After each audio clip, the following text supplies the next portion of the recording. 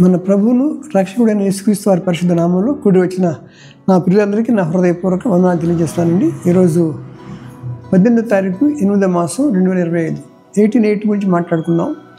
నాకు ఇచ్చిన తలంపు ఏంటంటే రోమాపత్రిక 8వ అధ్యాయం 18వ వచనం. అక్కడ మంచి మాట రాసింది.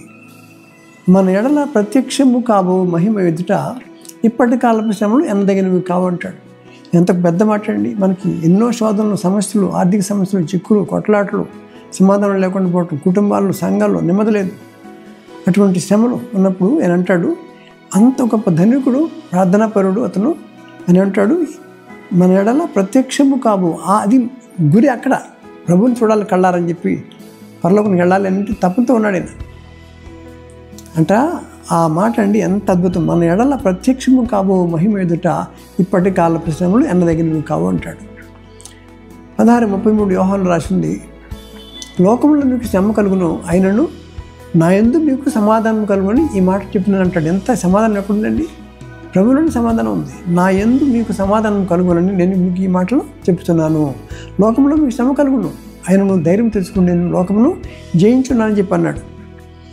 అలాగే మరి రోమపత్రిక 5:4 మీరు చూస్తే ఏముంటుందంటే, శ్రమ ఓర్పు పరీక్షను, పరీక్ష నిరీక్షణను కలుగుజని నెరిగి శ్రమ ఎందులో అతిశయపడదాం. పరీక్షలు రాసిన పిల్లలు దానికోసం ఓర్పు పడుతున్నాం, శ్రమ పడుతున్నారు, కష్టపడుతున్నారు, ఓర్పు పడుతున్నారు.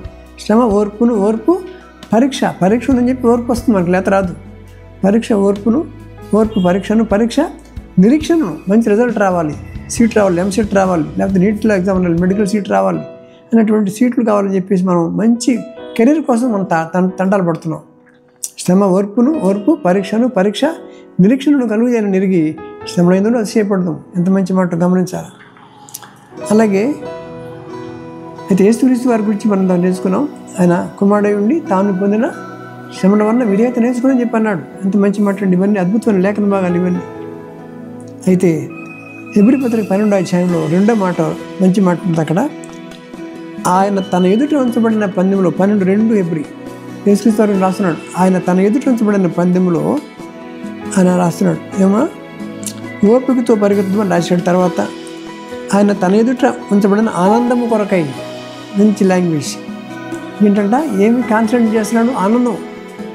తన ఎదుట ఉంచబడిన ఆనందం కొరకై అవమానమును నిర్లక్ష్య పెట్టి, ఆనందంలో ఉంటే అవమానం నిర్లక్ష్య పెట్టాలంటే ఆ కాన్సన్ట్రేషన్, ఆ సులువులో నుంచి అక్కడి నుంచి నెక్స్ట్ స్టెప్ ఆయన మహిమలోకి వెళ్ళిపోతున్నాడు. దేవునితో కూర్చొని సీట్ కోసం కాన్సన్ట్రేట్ చేస్తున్నాడు. ఇక్కడ ఆయన తన ఎదుట ఉంచబడిన ఆనందం కొరకై అవమానం నిర్లక్ష్య పెట్టి సిలువను సహించి, అవమానం తిట్టుకోయేవాడిని కానీ నేను లెక్కపెట్టను, నాకు నా వెనక నాకు తండ్రి సింహాసనం కనపడుతుంది, ఆయన పక్కన నేను కూర్చోబోతున్నాను అని చెప్పి అంటూ అది ఎంత మంచి మాట్లాడి అవమానం నిర్లక్ష్య పెట్టి సిలువను సహించాలండి.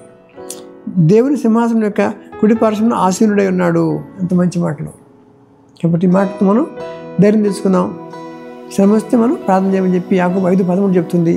కనుక కష్టపడకూడదు, కష్టాలు వచ్చినా లెక్క పెట్టకూడదు, ధైర్యంతో ముందుకెళ్ళాలి. అన్ని సమస్యలకు పరిష్కారం దేవుడు చూపించగలడు. అన్నిటికీ జవాబు ప్రభువుల వారే.